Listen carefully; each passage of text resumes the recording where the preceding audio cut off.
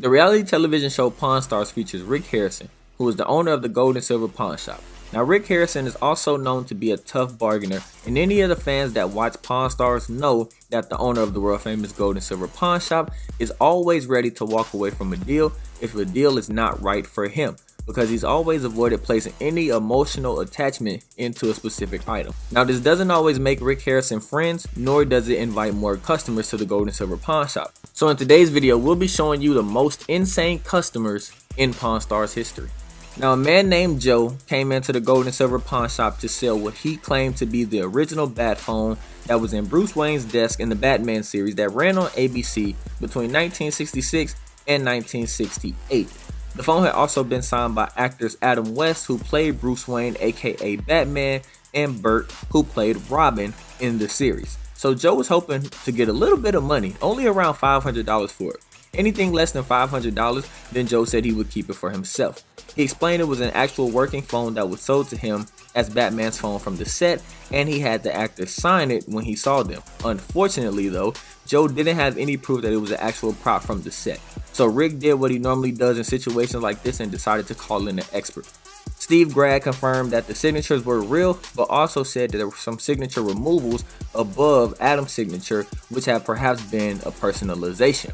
While the customer denied that he removed anything, Grad insisted that it was visible and affected the item's value, which he therefore submitted to be around $200, and based on that, Rick only made an offer of $100, while the seller Joe said the lowest he would go was $300.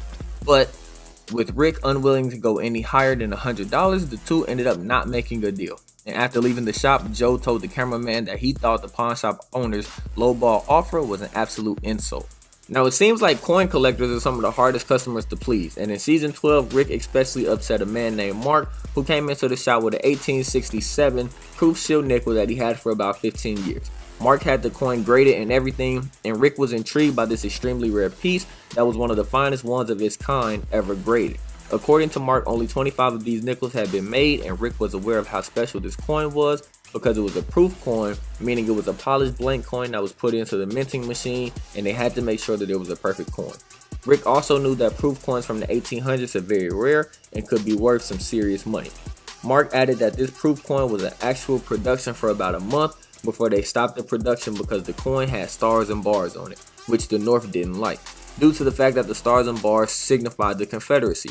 Now, based on the coin's great condition as well as its great historical value, the owner was looking for about $90,000 for the coin, which prompted Rick to call in his expert, who said these coins had brought in a range of prices from about $63,000 to $80,000.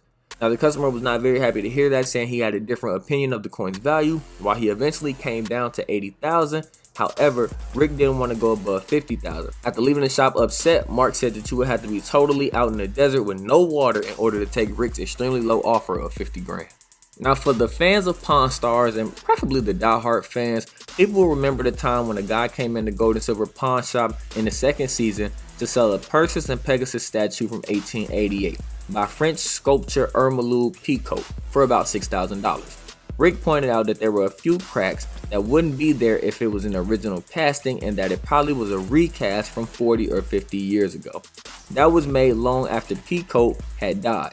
He even found a coin that said made in USA in the statue, which was more than enough proof for Rick that it wasn't an original. However, the customer simply said that he didn't believe him and didn't care what Rick had to say. He stated what you see and what you can prove are two different stories. And of course, he got pretty angry before the old man eventually stepped in and explained that they don't buy stuff when they're not sure about it, and that the statue wasn't for them. The guy eventually walked out of the shop saying that the statue was Rick's loss and not his.